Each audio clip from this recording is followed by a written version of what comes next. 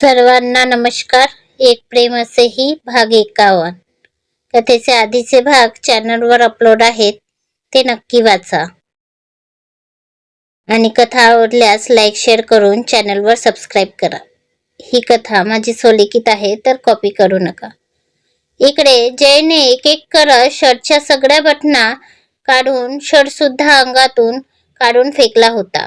आणि आता तो फक्त खालून पॅन्टवर होता. त्याचे इरादे स्पष्ट होते. त्याला काहीही करून आजची संधी हुकवायची नव्हती. प्रियाला त्याला आपलं करायचं होतं. तर बिचारी प्रिया मात्र आपल्या शुद्धीत नव्हती. तिचं सगळं शरीर आता आगीसारखं लाल झालं होतं. ओठ सतत कोरडे पडत होते.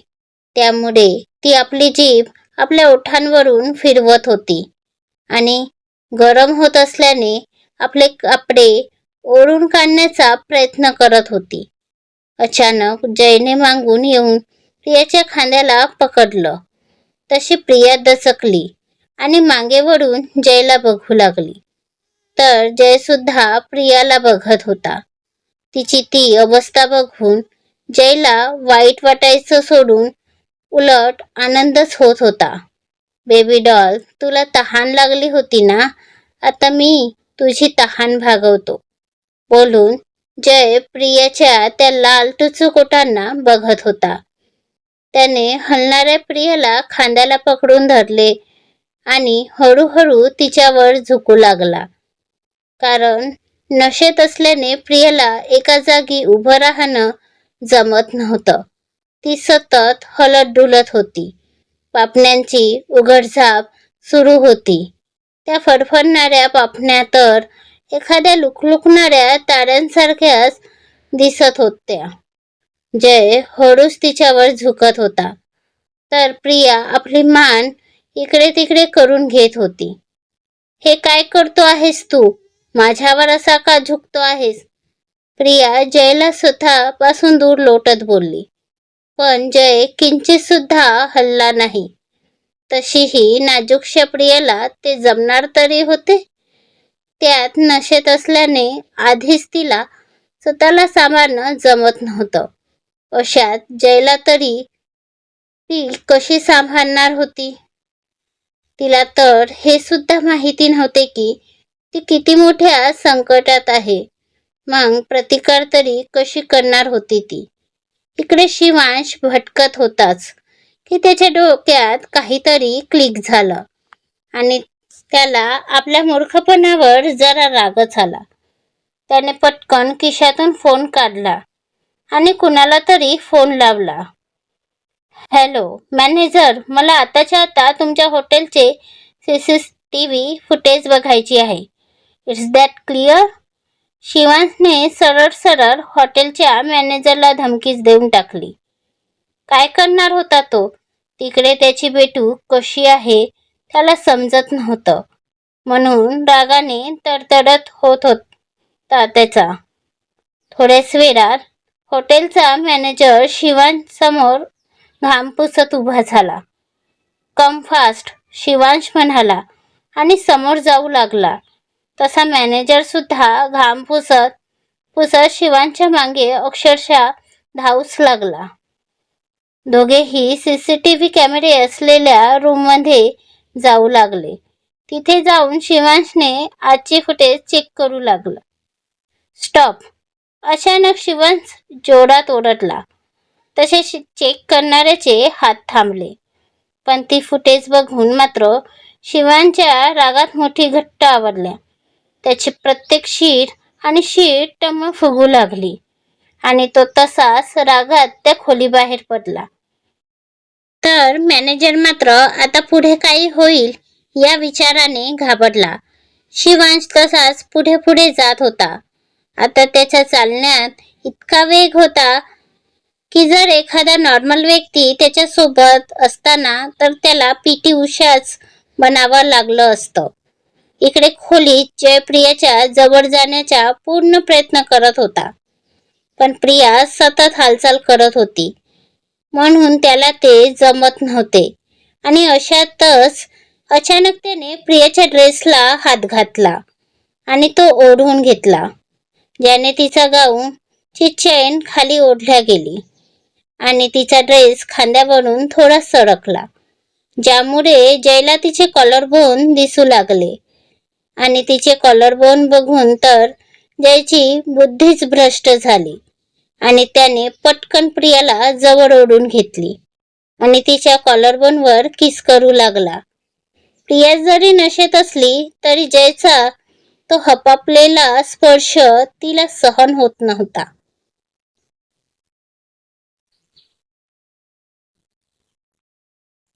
आणि तिने जयचे केस ओढत त्याला तिथून काढण्याचा प्रयत्न केला, ज्यामुळे जयला चीड आली आणि त्याने तिथेच प्रियाला जोरात बाईट केली.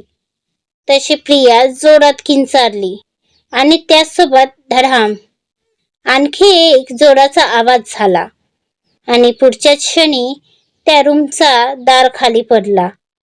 तसं जयचे लक्ष समोर गेले आणि काही सेकंदातच त्याची राहिलेली पॅन्ट ओली झाली, कारण समोर शिवांश आग ओकत उभा होता. आज जयने त्याच्या लपलेल्या तिसऱ्या डोळ्याला जाग केलं होतं. दादा, ते फ्री. जय पुढे काही बोलणारच की एक जोराचा पंच त्याच्या तोंडावर बसला. तसं जयचं तोंडच हेकडं झालं. त्यानंतर शिवांशने जयवर लाथांची आणि बुक्क्यांची बरसातच केली. तर जय दादा थांब दादा म्हणून ओरडत होता. पण आज शिवांश थांबणार नव्हता. भाऊ म्हणून त्याने जयचे आजवर प्रत्येक गुन्हे माफ केले, पण आज त्याने फक्त प्रियावरच हातच नाही टाकला होता, तर शिवांच्या इज्जतीवर, त्याच्या प्रेमावर हात टाकला होता, जे एक नवरा म्हणून तो कधीच खपवून घेणार नव्हता. मग समोर सख्खा लहान भाऊ असला तरी त्याला फरक पडणार नव्हता. शिवान जयला लाथाबुक्के सगळ्यांनी धुत होता, तर जय खाली फरशीवर वरवरत फक्त दादा म्हणून ओरडत होता. पण आज शिवांश काही थांबणार नव्हता. त्याचे डोळे रागात लाल होत चालले होते. डोक्याची शीर ही तणतणत होती. त्याला आता जयला बघून प्रियात होणारे सगळे बदल डोळ्यासमोर येऊ लागले. प्रियाचं जयला बघून घाबरणं, थरथरणं सगळं त्याच्या डोळ्यासमोरून जात होतं आणि त्याच्या रागात भर घालत होते. आणि शिवांश तितकाच जास्त जोरात जयवर बरसत होता. त्याला तर आता धाप सुद्धा लागायला आली होती, पण तरीही तो थांबायचा नाव घेत नव्हता. तिकडे जयची हालत तर आणखी वाईट झाली होती. शिवांशने जवळ त्याला अर्धमेलं करून टाकलं होते. आता तर त्याचे डोळे लागायला आले होते आणि तो बेशुद्ध होण्याच्या मार्गावर होता. जय, यू नालायक, तू इतकं खालच्या पातळीला जाशील मी कधी स्वप्नात सुद्धा विचार करू शकत नाही. तू स्वतःच्याच घरात स्वतःच्याच बहिणीवर हात घातलास. तू तू तुमच्यासारख्या काही निर्लज्ज माणसांमुळे आज स्त्री स्वतःच्याच घरात सेफ नाही, तर बाहेरचं तर सोडाच. बोलून शिवांश जयला धूत होता. तितक्यात प्रियाच्या येणाऱ्या त्या हळूवार आवाजाने त्याचे लक्ष तिकडे गेलं. त्याचं शरीर कंपन करू लागलं. प्रियाला त्या अवस्थेत बघून तर आता शिवांशला जयचा जीवच घेऊ वाटला. त्याने पुन्हा रागात जयला जोरात लाथ मारली. तसा जय कडवडला आणि तिथेच बेशुद्ध झाला. तर शिवांश धावत प्रियाजवळ गेला. त्याने तसंच प्रियाला आपल्या घट्ट मिठीत दाबून घेतलं.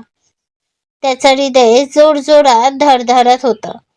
त्याला आणखी जर थोडा उशीर झाला असता तर जयने प्रियासोबत काय केले असते ते आठवूनच त्याचं हृदय जोरात पडत होतं.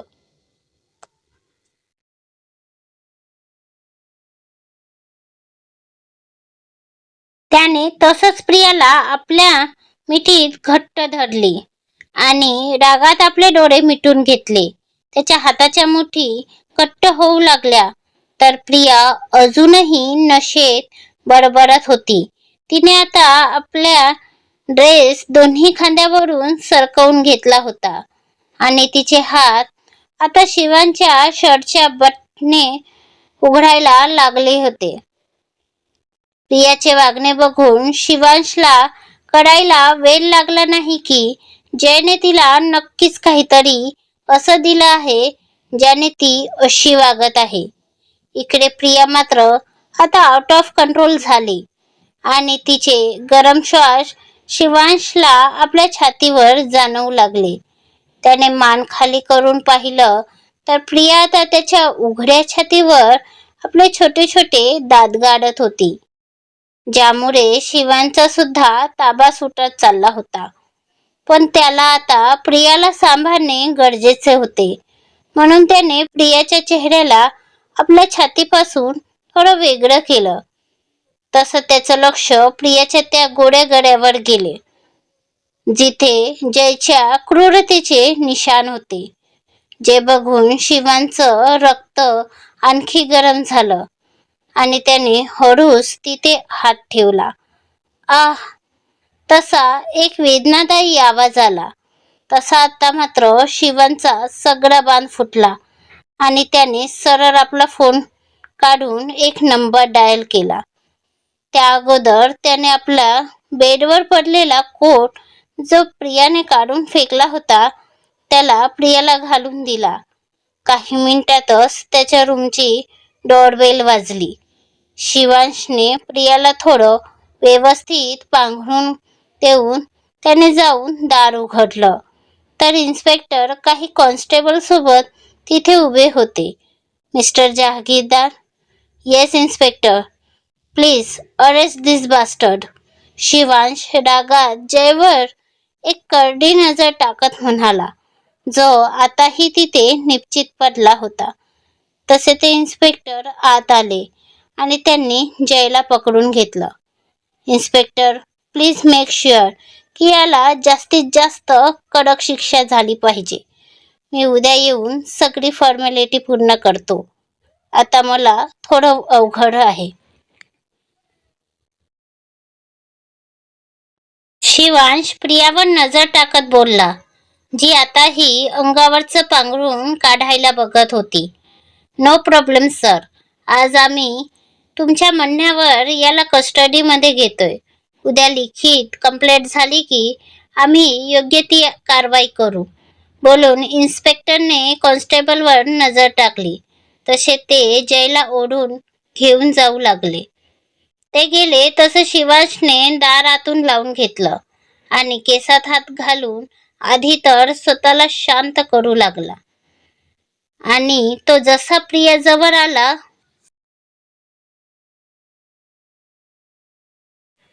प्रिया तर एखाद्या उपाशी वाघिणीसारखी शिवांशवर झपाटली. तर शिवांश सुद्धा तिला हवं ते करू देत होता. पण त्याचं शरीर जरी प्रियासमोर होतं तरी मन मात्र उद्याच्या तिच्या होणाऱ्या हालतीने काळजीत होतं. कारण त्याची बेटू किती हळव्या मनाची आहे हे तो जाणून होता. उद्या तिला सांभाळणं किती कठीण होणार आहे याची तर त्याला कल्पना सुद्धा करवत नव्हती. तर तिथे त्याची बेटू मात्र या सगळ्यापासून दूर शिवांशवर तुटून पडली होती. पण आता तिची ती हरकत शिवांशला सुद्धा आपला ताबा सोडायला भाग पाडत होती. शेवटी तो सुद्धा एक माणूस होता आणि आज तर त्याने आपल्या बेटूसोबत टाइम स्पेंड करायला किती छान प्लॅन केला होता. पण त्या राक्षस जयमुळे सगळंच विस्कटले होते आणि जिथे जो क्षण प्रेमाचा एक गोड क्षण होणार होता तो क्षण आता शरीराची गरज म्हणून राहिला होता. प्रिया शिवांशवर इतक्या वाईल्ड तऱ्हेने बरसत होती की पहिल्यांदा शिवांशला तिला सांभाळणे कठीण जात होतं. पण तरीही तो आवाज न करता सगळं सहन करत होता. आतापर्यंत प्रियाने जवळपास शिवांच्या पूर्ण शरीरावर लव बाईट केले होते आणि त्याच्या ओठांवर तर ती अशी काय तुटून पडली होती जसं काही त्यातील पूर्ण रस आजच ती शोषून घेणार होती.